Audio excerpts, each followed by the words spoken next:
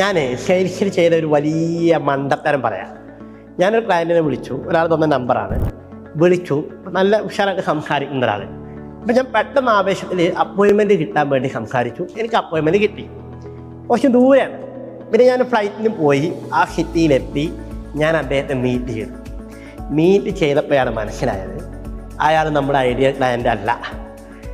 നമുക്ക് ബിസിനസ് തരാൻ പറ്റിയ കാര്യങ്ങളല്ല അവർ ചെയ്യുന്നത്. അപ്പോൾ അത് ഫോണിലൂടെ ചോദിക്കുകയായിരുന്നെങ്കിൽ ഞാൻ ഇത്രയും എഫേർട്ട് എടുത്ത് ടിക്കറ്റൊക്കെ എടുത്ത് ഇത്രയും യാത്ര ചെയ്ത് ഇവിടെ വരേണ്ടിയിട്ടുണ്ടായിരുന്നില്ല.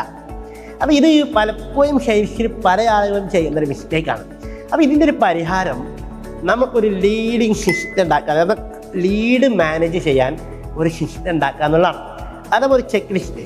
നമ്മളൊരു ക്ലയൻ്റ് എത്തി അപ്പോയിൻമെൻറ്റ് എടുക്കുമ്പോൾ ഫസ്റ്റ് വിളിക്കുമ്പോൾ നമ്മൾ ചെക്ക് ചെയ്യണം, ഈ ക്ലയൻറ്റ് നമുക്ക് ഐഡിയൽ ആണോ അല്ലേ. ഐഡിയൽ ആണെങ്കിൽ മാത്രമേ നമ്മുടെ എഫേർട്ടും